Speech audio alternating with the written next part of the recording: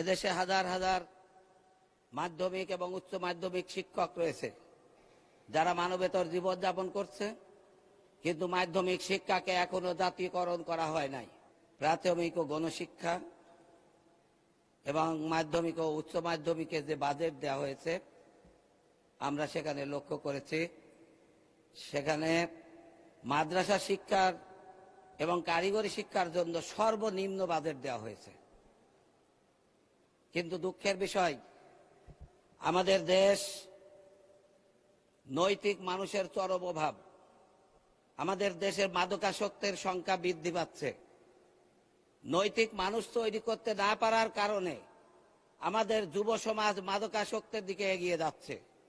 সেই ক্ষেত্রে আমি মনে করি মাদ্রাসা শিক্ষার বাজেট বৃদ্ধি করে সেখানে হাফেজি এবং ইবতেদায়ী মাদ্রাসা শিক্ষা ব্যবস্থার ক্ষেত্রে আরো বাজেট বৃদ্ধি করার প্রয়োজন ছিল মাননীয় স্পিকার। কিন্তু আমরা লক্ষ্য করেছি সেখানে বাজেট দেওয়া হয়েছে খুব সামান্য। সেই সাথে মাননীয় স্পিকার, আমরা লক্ষ্য করেছি এদেশে হাজার হাজার মাধ্যমিক এবং উচ্চ মাধ্যমিক শিক্ষক রয়েছে যারা মানবেতর জীবনযাপন করছে, কিন্তু মাধ্যমিক শিক্ষাকে এখনো জাতীয়করণ করা হয় নাই। মাননীয় স্পিকার, এ ব্যাপারে বাজেটে কোনো স্পষ্ট ধারণাও দেওয়া হয় নাই। এজন্য আমি আপনার মাধ্যমে মাননীয় প্রধানমন্ত্রীর কাছে বিনীতভাবে অনুরোধ জানাতে চাই যে বাংলাদেশের মাধ্যমিক এবং গণশিক্ষার মাধ্যমিক এবং উচ্চ শিক্ষার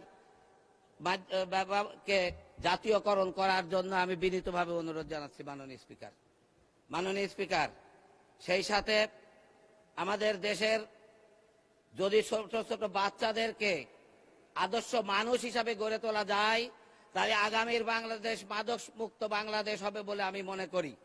এজন্য বাংলাদেশের প্রতিটা মসজিদ থেকে যদি আমাদের শিশুদেরকে ধর্মীয় শিক্ষার, প্রতিটা ধর্মীয় শিক্ষা প্রতিষ্ঠান থেকে, মসজিদ, মন্দির, গির্জা থেকে যার যার ধর্মের শিশুদেরকে যদি তাদেরকে ধর্মীয় শিক্ষায় শিক্ষিত করা যেত, তাহলে আমাদের দেশের একদল আদর্শ এবং নৈতিক মানুষ তৈরি করা সম্ভব হতো।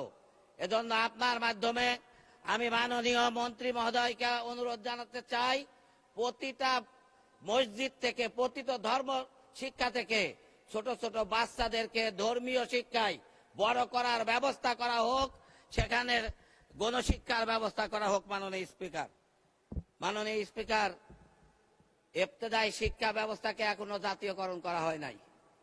আমি যেখানে প্রাথমিক শিক্ষা